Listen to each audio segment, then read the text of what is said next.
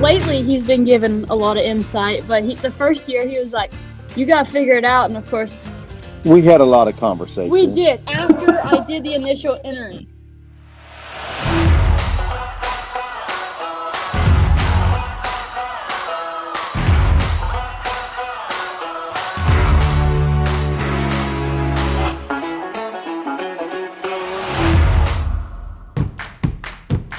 Hey, hit that subscribe button now. You're going to like it. Well, welcome to the Luke Branquinho Show. Today's guest and special guest I see here, we got Hali Williams and her dad, Speed. And Hali, congratulations on your huge win in Houston. For me, it's been an honor or a pleasure getting to watch you rope this last couple months with the American and then with the big win in Houston. Thank you. I appreciate it. How did it feel backing in the box? And I've kind of watched going through the Super Series and the semifinals and all that, backing in the box at a chance at that much money. It's an unreal experience. I was first gunner out in the 4-man shootout round, so I kind of just went and made a run, and I didn't expect it to hold up as well as it did, but I was kind of like, when I drove my calf, I didn't really love him, and so I was planning on being more aggressive, and he beat me out of the gates, and so when you're out late, I just was going to put a time on the board, and it worked. Yeah, it worked indeed. I mean, for $50,000 and number one in the world standings, your first trip, I mean, I don't know what it takes to make the national finals in the breakaway roping, but I'm going to say you're probably there, or if not very close. So congratulations on I believe your first trip to the national finals, right? Yes, sir. You know, growing up, Dad was always like, I was like, why can't you sit there and watch the NFR? Like, we go get these tickets and he's moving around. It was painful to watch it last year. Like, it is not fun sitting in the stands watching what you want to be at. So I definitely understood why he can't sit still anymore. Well, I have that same sentiment sitting there watching Rodeo, Speed. I mean, talk about a career of your own, and now being able to watch your kids, and obviously Hali excelling in an event that 10 years ago we didn't know would be where it's at right now. No, and that was one of her big questions. She has always been my right hand. When she was little, when I'd get ready to go, she'd have her bag packed and tell me she'd be a good girl, she wouldn't be much trouble, and that was one of the hardest things to drive away and leave.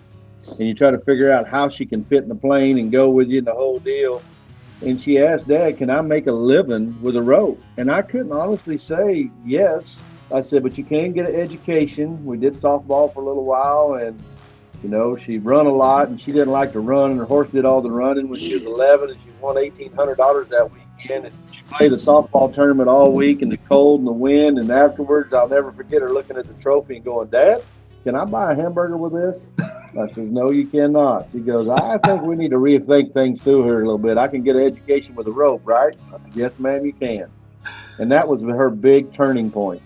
Well, and obviously the success you had, 8-time world champion team roper, your partner Rich Skelton, and I got to experience your last world championship with my first. I could remember being in the tunnel, watching you guys receive your gold buckle, and for me it was hard to see a grown man as Rich because he was balling, and I was like, I looked over, I was like, man, he's got 8 of them now, and why is he crying?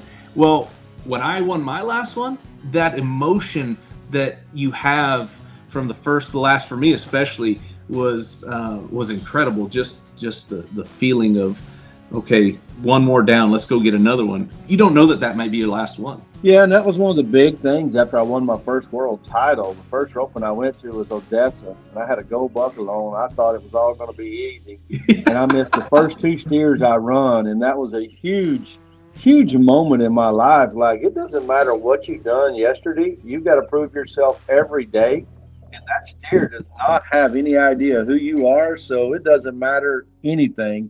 Every day is a new day in the rodeo world. It doesn't matter how good you did the day before, the next day can be a total disaster.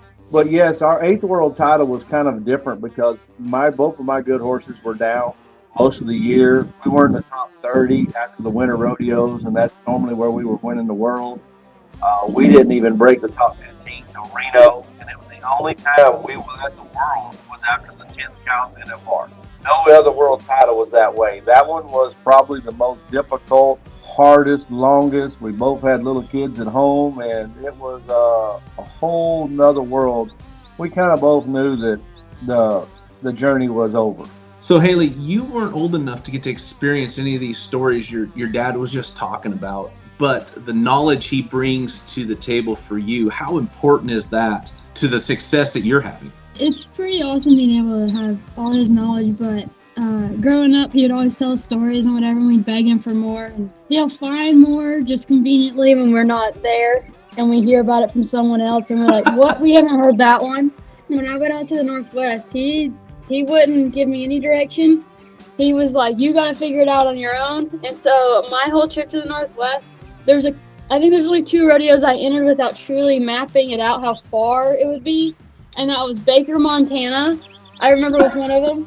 And I'm in like Utah or Idaho or somewhere. And I'm like, yeah, we're not driving to Baker, Montana. So I turned that one out and quickly realized that before I enter something, I have to realize how far it is and out of the way it is to other rodeos. But lately he's been given a lot of insight. But the first year he was like, you got to figure it out. And of course, we had a lot of conversations. We did after I did the initial entering. But the first couple weeks of entering, I'm like, do you think I should do this? That's on you. Do you think I should do this? That's on you. And I'm just like, come on, you've done this for how many years? Well, Luke, when her first rodeo, junior high, before she even wanted to become a breakaway roper, we went to the rodeo. I showed her where to go find out the draw, find her calf, find the barrier, look at what it was, look at her calf, make an educated decision. I showed her how to watch the start. The first year, I helped her a lot. After that... He wasn't at a rodeo after that.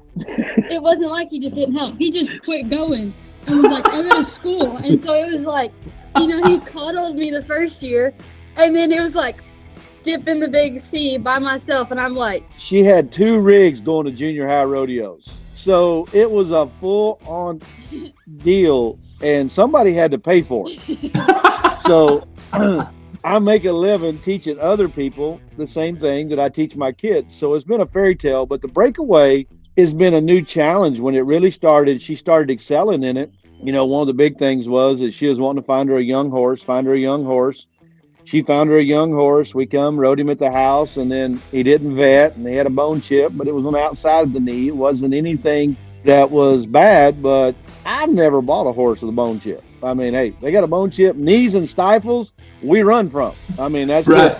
No, we ain't doing it. My little girl was heartbroken on the phone. I can't even begin to tell you. And I was like, all right, make them an offer that we'll give them. They wanted 25 for him. We'll give them 25. They do the vet surgery. They rehab. They get a clean bill of health. We'll buy him. Or we'll give them 20 today. We'll do the surgery. We'll take the chance. Nick and Marissa decided going with the gamble. We took the gamble. And the little horse was quite comical.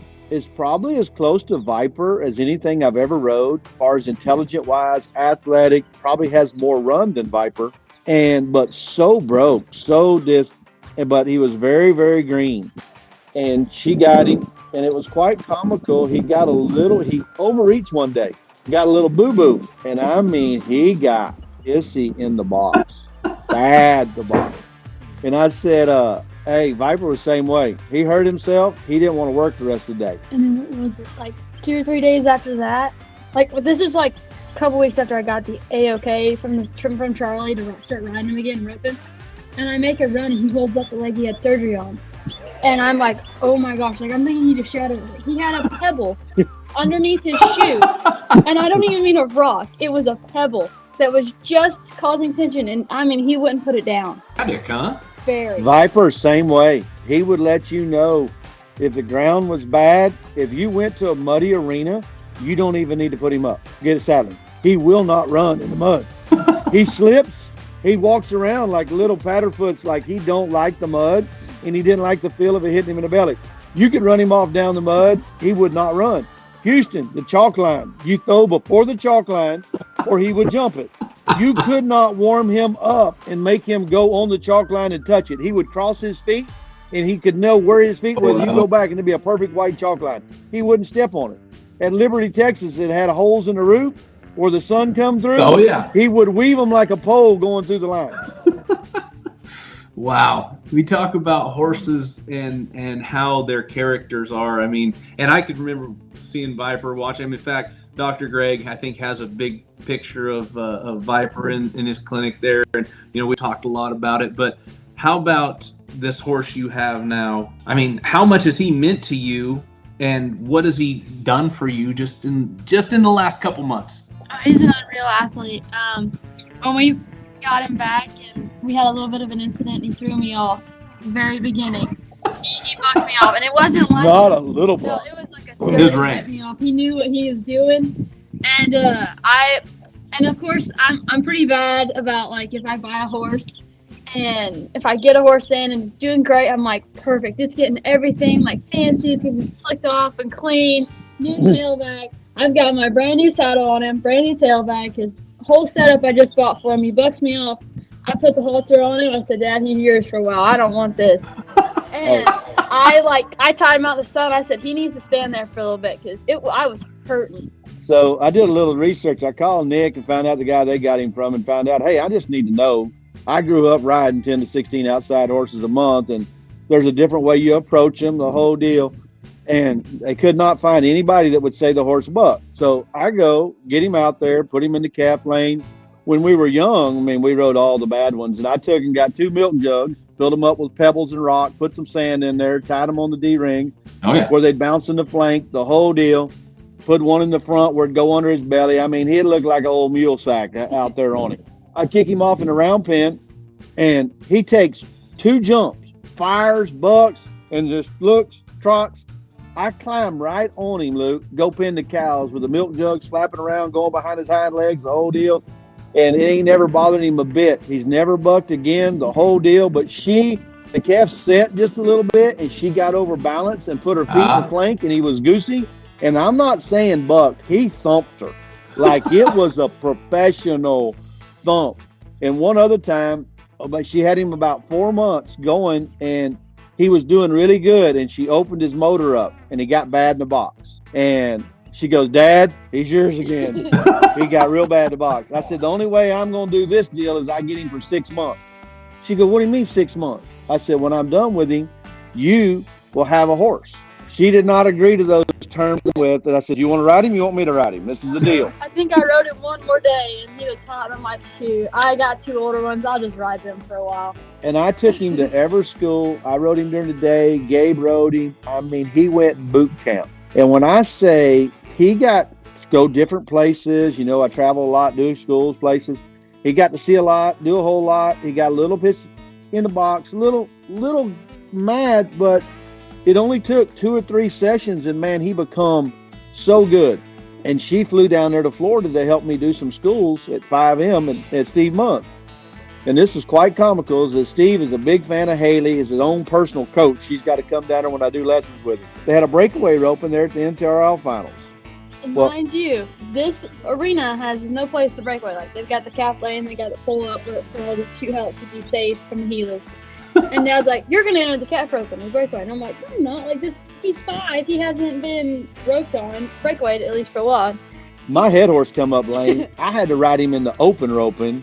First roping he ever been in. And me and Brad placed with a leg. Would have won it, right? Placed with 1 second, I think. But the little horse, big steers. Like, he grunt whenever, he would grunt.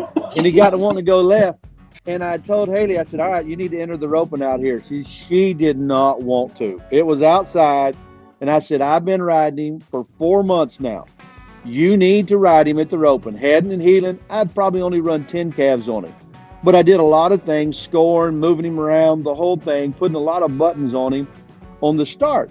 And first day, though, like he roasts on him, whatever it was, a Friday. The Saturday, me and Gabe were in the 14. I have another run in the 14. And I'm like, I was looking at the schedules. I'm perfect. This is going to line up where both of them are on top of each other. Of course, Mr. over here goes to the producer and says, hey, is there any way that she can enter both and you guys work with her? Like, no problem. We got it. And I'm like, no, just go ahead and have the roping without me. Like, I'm good. And hometown, Jacksonville, Florida, where I grew up and raised. The arena's like 10 miles from where I was raised at. They're going to do what you ask them to do, Working with the breakaway ropers, and then she goes and wins first and fourth. You know what the bad deal was? I still had the horse for 2 more months on my contract, She goes, "No, Dad, he's ready." And I haven't got to ride him no more. You've walked him around and warmed him up. He's warmed him up a couple times. Yeah. I've lost my play toy, but I mean, it gives me a vision of what Viper is. He's so intelligent, so smart, can run, so athletic. And what's comical is he almost is like a dog around Haley. Like, he is very protective. He's got to be able to see wherever she is. He's a really unique horse. Obviously, to do what he's done and to have a horse give you that much reminder of the great Viper, that means you got something special right there. I told her it's kind of ironic. Your first horse you truly purchased has turned out to be what he is. I mean, now she's on the hunt to find the next one. Well, oh my! I'll back up, and I've got a little 5-year-old I just bought from the company as well, and so I'm like, "Dad, do we need to go try horses?" And he's like, "You're not finding another one that quick. Come on." Well, maybe you got that Williams luck in finding one just like him, Haley. I sure hope so. I don't know if I can deal with the attitude of 2 of them. Hopefully the next one's a little bit more like calm-minded and not as picky. He looks like a calf horse. Haley say no, a breakaway horse. Actually, I found out he was a calf horse. So I was talking to Jim Bob Fritz, is the one that trained him, and so they sent him to Nick and Marissa to sell, and went into Paige, Jim Bob's wife, the other day. She sent me all these photos and videos, and she's like, "Yeah, he's such a good kid horse," and I'm like, "So he was a kid horse before we got him, just not the day he bucked me off, obviously." Right. But I sent her a text at Houston before she run her last calf. I said, "Hey, just go make the best run you can. You're going to survive whether you win or lose." I knew it was such a big moment for her. That's a moment that really wounds you a little bit with your quest and your journey. What an unreal moment. It has been such a life-changing experience for her. You know, in teaching her breakaway rope, and I kind of go against the norm in a lot of things. We use a head rope because when she was little, I got on her horse one day. This is straight up. We rope all day long, got on her horse, tuned her horse up a little bit, and we had a breakaway rope with a breakaway on it. I mean, a poly rope with a breakaway on it. Right. Man, it felt terrible. It was heavy, slow, and when you throwed it and you put any action on it, the breakaway would pop on the loop. And we done that a couple days, and I said, "Haley, grab a head rope. Let's cut it off. Let's use it." And I'm like, we rope all day long. She used to team rope all the time till her number got a little bit ahead of her when she was only 13. She was a 6-header. She really couldn't compete with the boys, and she really went to leaning more towards the breakaway because the classification system just got ahead of her. But, you know, using a head rope, I really reached a lot. So trying to teach her to reach was very involved with how much faster you could get it going, how further you could send it. Yes, it stays open. Sometimes they will run through it. Sometimes you get a big curl. But so many aspects of it you could do faster. And, you know, it just come to, I got on her horse and it felt terrible. Like trying to teach a little girl, 12 years old, to swing something that slow and dead. Right. We rope all day with the other rope. And this kind of transition to, there's quite a few girls out there, and a lot of young girls will go to using a team rope because they're so much easier to swing and they stay open. Well, and I was actually reading up before this. There's a company, is it Top Hand Ropes, that builds those ropes, the Halo? It's kind of a perfect mix. I like it because the 8XC is a great head rope, and I used it for so long. Going fast, it's awesome. It stays open. But the Halo, you can add a little bit more curl. I feel like it leaves my loops to look a lot better with the Halo, so I'm going to say it's that reason. And it also probably helps that it won a lot of money this past couple weeks, so I'm not complaining. I've been testing it. I've been using it for the last month, and I've been heading mainly with it lately. Probably will be using it at the Feist this next week. Oh, wow. So, again, refining whatever helps you become more successful. And you guys did that with starting with a head rope. Well, you know, kind of the old tradition. You rope calves with a heavy calf rope. I mean, that's what the calf ropers eat, breathe, and sleep. But when you have a very young daughter and you're trying to teach her how to rope, and like, we use this all day long, this feels way better, let's do this. Right. And it worked out, and she really went to liking it. You know, a lot of the girls picked with her at the junior high rodeo. She show up with a team rope bag with team ropes when she's in the breakaway. And then slowly, a few more started having them, And like now at the rodeos, there's a lot of girls that use a head rope. It's amazing how one person brings something in that is not known and start winning, and then everybody starts to like, well, maybe there's something to this. Well, there's been more girls using a head rope. Jackie Hobbs has been using a head rope. I mean, but the bottom line to the whole thing, Crawford. we know who she is. Yeah, We know who she I'm is. just saying, younger generation might not know who Jackie right, that's Crawford true. is. That's true. It's about reaching. In the breakaway, it's about going fast. And I think it has the opportunity to get even faster. You mentioned reaching. Jackie in, I think it was the Tin Man at the American. She threw a ton of rope, and that stayed open and got tied around that neck. And I guess I never paid much attention to it, but if you have a limber, heavy, dull rope, you're not going to be able to get that rope cast out there and get around that neck. You can. It just takes a lot more precise to it. Right. And strength. I mean, you can reach a long ways. It just takes more time. And I'm all about eliminating little bitty steps. Oh, yeah. You know, and you take a run and you go and watch it. And what I do is break down steps, and you try to eliminate the little things in a run of what you got to do. The unnecessaries. Take out the unnecessaries, is going to speed everything else up. But can a 12-year-old girl reach with a heavy, slow rope? You got to generate a lot of rope speed. So are you getting into roping now since you're done with the bulldogging world? I hear a little bit about it, but I ain't seen you nowhere. Yeah, you have. You let me on your horse at wherever we You were weren't at, entered. Lexington. I used you that day. Oh, that wasn't That the was bronc, I was used it? you because Billy Bob Brown didn't show up. Well, I did not impress anybody. That I will say that steer ran way harder than the other 2 or 3. Can we insert the video? No. Did somebody video that? I hope not. Oh, yeah, we have it on video. Oh, Wait till your birthday comes up. hey, I honestly felt like speed when I threw my rope, except to the point when I didn't catch. But I knew I let it go. You did a good job running that cow because, you know, they were just going to add a steer on at the rodeo. And I'm like, guys, we can't add a cow if we don't rope him. They said, well, he's got to be better than the one they run up there at Tulsa. And I'm like, come on, you got to find a time to let us run those 3 steers. I'll get somebody. We don't need to have nobody entered. We'll get somebody to run them. And I said, Haley, you might have to run them if Billy Bob ain't here. And I seen you. I had 2 head horses down there to run 3 steers, but we picked a good one out. The one they got put in, they made it back on. They wouldn't have made it back on your cow. No, well, Haley showed out on the 2 she roped. Jeez. I also jumped the start a little more. You scored him out there there's a barrier still set up. I thought I was back at Salinas. That sucker run. But yes, to answer your question, and being that the Circle T is literally 22 minutes from my house and they have a lot of jackpots out there, I will probably be dabbling a little bit more in the team roping.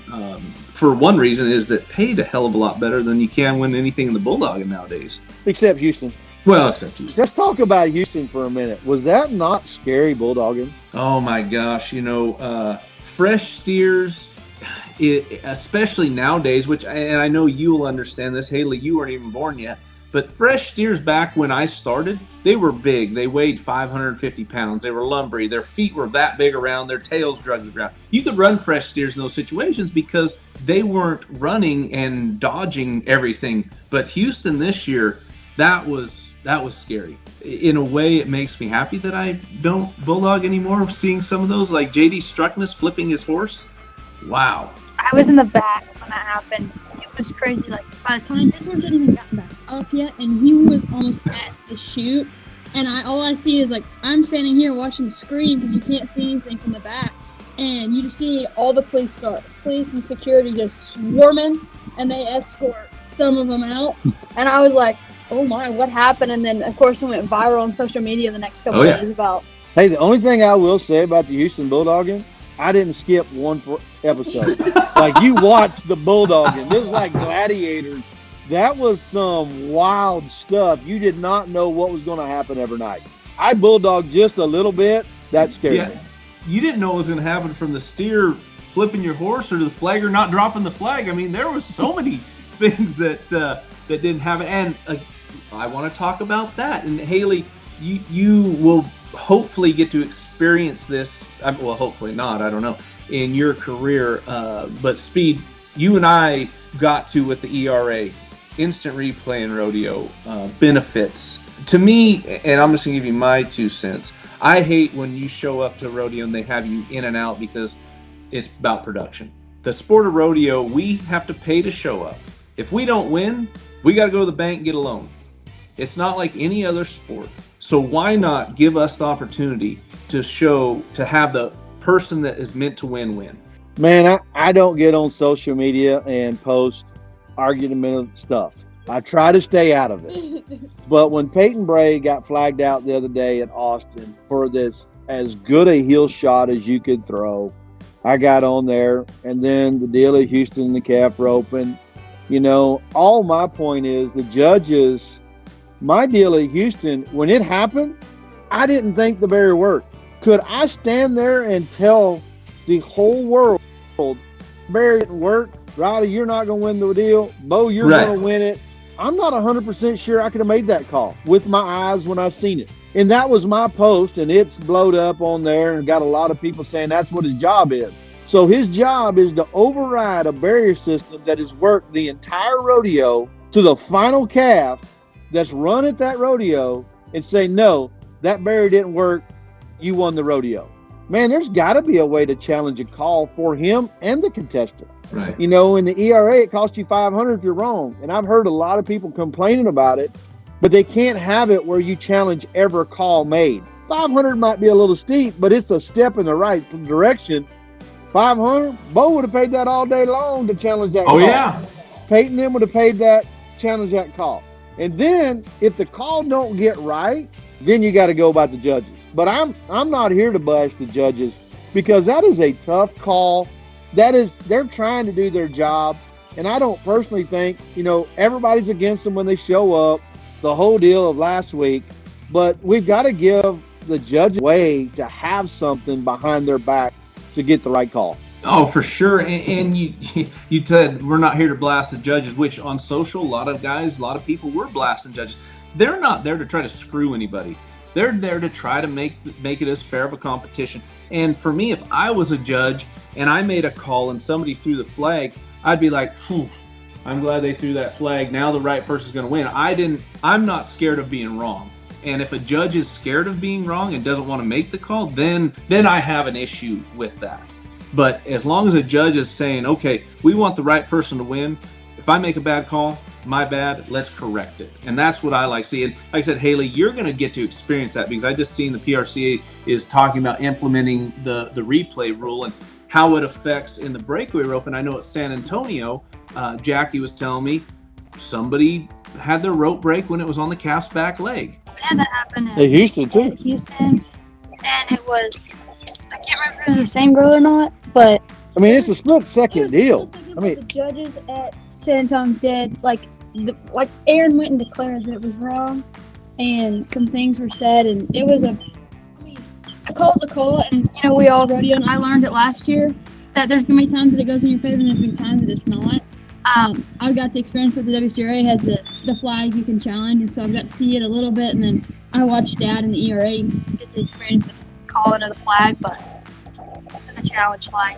Well, and to give the right person the opportunity to win, like and Houston's the big one. You as well as anybody knows that when you get to the 10th round of the national finals, it might be $1,000, it might be $5, it might be $9,999 that makes a difference in a world championship. And a lot of people don't realize some of that could have been throughout the season, the regular season, prior to that 10th go round. Oh, you want to hear something funny? When she won Houston, my first thought was, that'd be good. She won't have to go to California. Her mom will stay home. I'll get to see my wife and daughter a little bit. And I thought about it about 30 seconds. If I was 19 years old, I just won Houston. I had a $50,000 lead on my first world title. No, she ain't going to be staying home. She's going to be going everywhere. Poor mama. Yep. And Mom was like, you need to clear your calendar. We're going to have 2 rigs on the road. I said, whoa, it's one. You're going. Well, I guess now she can't afford to pay for both of us to be out there on the road. That's right. Yeah. Look at her turn her head. You see that? She get a little blood. We kept trying to convince him to go out all year last year. He came out during Sheridan, and I was sick, so I wasn't much help all year last year. but she got an inner ear infection right after the 4th of July. For 6 weeks, she was pretty much just hanging on the horse, like no balance, no nothing. It was a really rough first year. We had a few phone calls of she was going to come home, and I said, you don't know when your ear's going to quit. It can quit tomorrow. Yeah, just pace yourself, try to rest up because you get it turned around. And then after her summer, she's had an unbelievable fall, winter, and this year. But me and Mama told her that we're not going to let you fail. Stay out there, get it done. And it has turned into being an unbelievable fairy tale winter. Made all the short rounds at all the winter rodeos. You know, it's a shame San Angelo don't have a breakaway, but apparently they don't want to have breakaway at San Angelo Rodeo. Really? I didn't realize Angelo, of all the places as big as they are in the tie-down roping, you'd think they'd want to showcase the breakaway roping. The rumor is there's a few people on the board that are very anti-breakaway ropers, and my first thought was, whoever they are on the board, we need to get one of those wives or daughter into breakaway, and we'll work that chain of command from the inside. That's no joke. Daddy, I want breakaway. Speaking of wives. What's the wives? You get the daughters. Well, no. Daughters actually have more. Right. Well, of course. Yes. But speaking of wives, Jennifer is the driving force behind the Williams family. I mean, and getting to know her when I was younger growing up, and then watching her obviously help you get up and down the road. And now Hali with you. I mean, how important is Mama to the whole family? I joke with her because Gabe's turning 18 and he's like, I want her. And I'm like, no, that's not happening. You can go with your partner. I'm keeping all for me. I go to a roping or rodeo. I can be going and doing interviews that come back horse saddled, and then she's also the silent supporter when things go wrong. Like, about fell off at Austin's short round the other night. So I seen that. Big Cowboy Channel, right? You can see everything. Man, it's a blessing and a curse. I tell you what, my phone blew up after Houston with congratulations, and my phone blew up after with some jokes about, oh man, at least you stayed on the horse, you know. I was like, jeez. For all the years of me rodeo and driving and filming and the whole thing, and she was my everything behind the scenes, best friend, partner. We've been married 26 now. And this one, you know, when she got pregnant with this one, my whole world changed. And then, you know, this one come priority, and then this one actually become mine when she was little. Like everywhere I went, and then Gabe was Mom's. When Mom got ready to go, it's quite comical though. Hali wasn't going to rodeo during the summer. She didn't get her permit because she turned 18 in December. Her first rodeo she got to enter was last weekend, was Waxahachie, a year ago. We weren't going. We were going to season, go to the amateur rodeos. Me and Gabe was going to go. We was going to go around the house.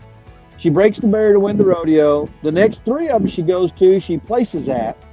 Now, I rode my good horse at where I rode the barrier at Waxahachie, and then I got on red light, and I rode him at the next 3, and I placed. And I didn't tell Dad when I entered Greeley. I didn't know she was going this summer. I come in, she's got the books laid out, and Mom says, you're going to enter.